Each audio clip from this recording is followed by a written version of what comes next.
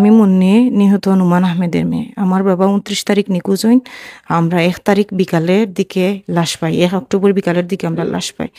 লাশ পাওয়ার পর জকিগঞ্জ থানা পুলিশের কাছে আমার মা গেলে জকিগঞ্জ থানা পুলিশ আমার মার মামলা নেয় নাই। এরপরে আমাকে বাদী বানিয়ে অজ্ঞাতনামা আসামি দিয়ে মামলা দায়ের করা হয়েছে। যে মামলা যে হয়েছে তার মধ্যে আমি একটা সুষ্ঠু তদন্ত চাই এবং আমার বাবার হত্যার সাথে যে বা যারা জড়িত তাদের আমি শাস্তি চাই এবং আমি একটা ন্যায় বিচার চাই। এবং সামাজিক যোগাযোগ মাধ্যমে যে বা যারা আমাদেরকে কটূক্তি করতেছেন বা বিভিন্নভাবে আমাদের সামাজিকভাবে হেনস্থা করতেছে, তারা অনেক বিষয় হয়তো অনেকে জানেন না। আমাদের যেভাবে হেনস্থা করেন বা বিভিন্নভাবে আমাদের চারিত্রিক দিকগুলো নিয়ে প্রশ্ন উঠাইতেছেন। আপনার কাছে একটা রিকোয়েস্ট, আপনারা সঠিক জানিয়ে আপনারা বিভিন্ন তথ্য ছড়াইবা।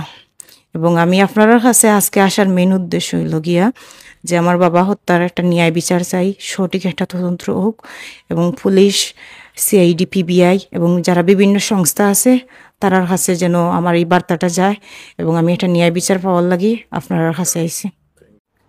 সকাল আনুমানিক 9টার দিকে আমার বাবা খালিগঞ্জ বাজারে দোকান খোলার উদ্দেশ্যে বাড়ি থেকে বের হন।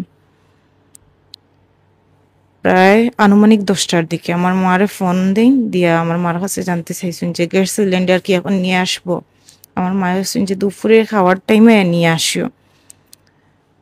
29 তারিখ আমার মা বাবা দুইজন একসাথে সিলেট আসার কথা, কারণ 30 তারিখে আমরা একটা সত্য বাটুয়ারা মামলার হিয়ারিং এর ডেট ছিল। যখন আমার মা দুপুর 12টাতে কিয়া আমার বাবারে কল দিল, আমার বাবার ফোনে কল যায় কিন্তু ফোন রিসিভ হয় না। তখন আমার মা অনেক অপেক্ষার পর প্রায় 2:30টার দিকে আমার ফুফাতো ভাই তাজুল আহমেদ রে আমার বাবার দোকানও ফাটাই গিয়া দেখা যায় যে আমার বাবা দোকান শাটার ফালাইল কিন্তু আমার বাবা দোকানে নাই, তার ফোন অন্য দোকানে চার্জে রাখা। যখন আমার ফুফাতো ভাই আমরা এই জিনিসটা জানাই, তখন আমার মামা, আমার ফুফাতো ভাই, আমরা অনেক আত্মীয় স্বজনের মাধ্যমে যোগাযোগ করি এবং তার কোনো সন্ধান পাই না। তারপর আমরা হতাশ হইয়া সামাজিক যোগাযোগ মাধ্যমে আমরা পোস্ট করার পর আমরা রাত আনুমানিক 1:30টার দিকে 29 তারিখ দিবাগত রাত আনুমানিক 1:30টার দিকে যে আমার মামা মাজেদ আহমদ ও আমার মামা হানিফুদ্দিন সুমনের মোবাইলে এই মুহূর্তে একটা টেক্সট আসে যে নুমানকে পেতে হলে 2 লক্ষ টাকা লাগবে। তারপর আমার মামা তারা বারবার জিজ্ঞেসেন যে কোন জায়গায় টাকা দিমু বা কোন জায়গায়। তখন হচ্ছে বেশি চালাকিতে করবাই না, বেশি চালাকিতে করলে তোমরা দোকানও জ্বালাইয়া দিমু, এমনকি তোমরা লাশ পাইবাই লালা বাজারের মধ্যে। পরের দিন 30 তারিখ সকাল 7:42 মধ্যে আমার মামা হানিফুদ্দিন সুমনের মোবাইল ফোনে 019 সিরিজের একটা নাম্বার থেকে ডিরেক্ট ফোন কল আসে।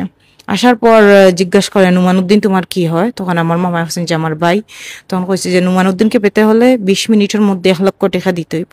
তখন আমার মামা জিজ্ঞেসেন যে আমি টাকা দিমু, আমার ভাইয়ের সাথে কথা শোনা গেল। তখন তারা আমার বাবার সাথে কথা বলাইয়া দে। আমার বাবাই আমার মামারে আকুতি করিয়া কইছেন যে ভাই সুমন আমারে বাসা কইতো তারা ফোন নেই গিয়া। তারপর আমরা ডিরেক্ট ফোন হয় তাৎক্ষণিকভাবে আমরা জকিগঞ্জ থানা পুলিশের কাছে যাই। জকিগঞ্জ থানা পুলিশের কাছে যাওয়ার পরে আমরা জকিগঞ্জ থানা পুলিশে আমরা রেগুলার প্রতারণা হইয়া চালিয়ে দিছি। তারপর আমরা এখান থেকে আওয়ার পর বিকালের দিকে আমরা সিলেট এসপি অফিসে আসার পর এসপি স্যার না উপস্থিত চলে গেছেন, টাইম শেষ হয়ে গেছে। যাওয়ার পর আমরা স্যারের ডেপুটি অফিসার তখন জকিগঞ্জ থানা পুলিশের নির্দেশ দিছেন, ফোন দিছেন দিয়া জিজ্ঞাসেন যে তদন্ত করার লাগে নির্দেশ দিছেন। তারপর তো আমরা বিভিন্নভাবে যোগাযোগ করলাম বা কোনো জায়গায় আমার বাবারে পাওয়া যান না।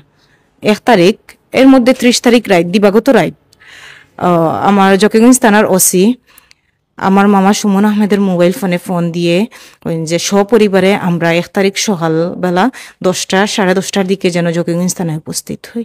তো আমরা পরের দিন 1 তারিখ সকালবেলা আমরা সপরিবার জকিগঞ্জ থানায় উপস্থিত হয়েছি। হওয়ার পরে জকিগঞ্জ থানার ওসি স্যার আমাদের বলেন যে আমাদের সান্ত্বনা দেন এবং বলেন যে চিন্তা করো না, তোমার বাবা জকিগঞ্জ থানার মধ্যেই আছে, তোমাদের আশেপাশেই আছে। হইয়া তাই হয়েছেন যে তোমরা তোমাদের মতো চেষ্টা চালিয়ে যাও, আমি আমার মতো দেখছি। তখন আঙ্কেলের ভরসা পাওয়ার পর আমরা বিকালের দিকে র্যাব নাইনে যাওয়ার প্রস্তুতি নিচ্ছিলাম। গাড়িও আমাদের বাসার সামনে এসে গেছে।